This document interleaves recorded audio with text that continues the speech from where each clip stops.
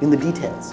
Instead of the strategy, instead of the big vision, what if we could focus on the insignificant? If you can train yourself to pay attention, you will see things other people don't see. You will understand how this world around you works. So what is the future? Well, the future for me is about trends. And I talk a lot about trends, business trends, trends in our behavior, why we do the things we do, and how that's changing from year to year. And my definition of a trend is a curated observation about the accelerating present. So I don't believe that a trend is something that's going to happen at some uncertain point in the future, but that we're just guessing at right now.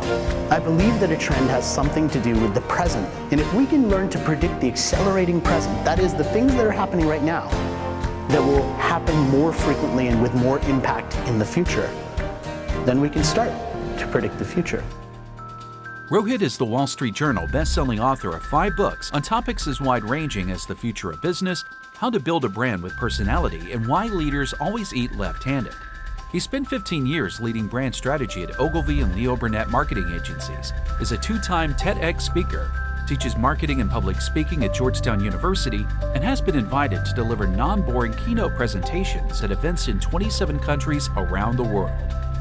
We can't tell people that what we're selling is something and expect them to not see through it. Is this product actually coming from the Swiss Alps, or are we just Evian spelled backwards? Are we just naive? Donut seeds.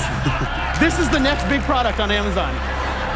And the big problem is that there's so much stuff out there that it's very difficult to know what to pay attention to. So I want to take you inside that problem a little bit and talk about why it has become such a problem. And I think the first place we have to start is by taking a little bit of the blame, right? More doctors smoke Camels than any other cigarette, therefore, it must be good for you. But the problem that all of this leads to is we're in the middle of a believability crisis. It's not just affecting people selling certain types of products in certain categories.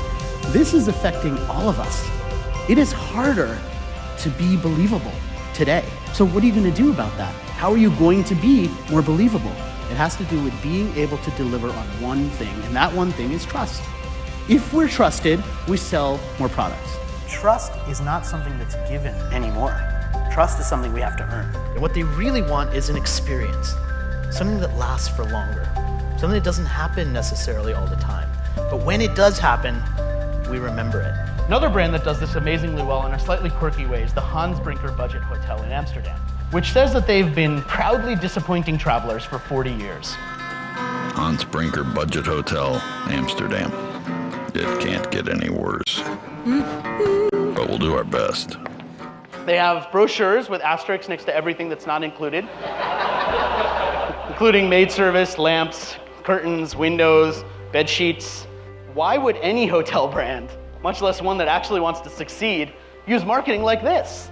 And this is all true, by the way. It's not like a fake ad created by someone. This is a real place in Amsterdam. You can go there tomorrow and stay there. Why would a brand use this type of advertising? Well, the thing is, they're a budget hotel. They're a hostel. And so the people who stay there are young 20-somethings who are backpacking across Europe, people who don't have a lot of money. Now, somebody who is 20-something backpacking through Europe, what's the thing that's most important to them? Is it comfort and luxury? No, it's the story, right? It's mostly about the story that you tell. Be human, be real, be truthful. Makes a difference.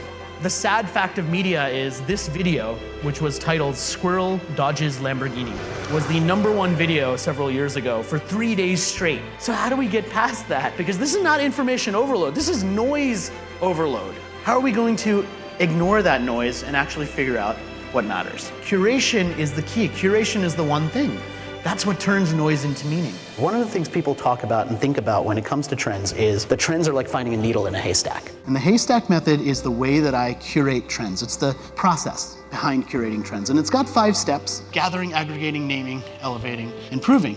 So for me, gathering ideas means ripping things out of magazines, printing out articles, spreading out all of those things at the end of the year to eventually end up with the trend report. I think trend curation is spending most of your time taking the hay and gathering it so that you can put the needle in the middle of it.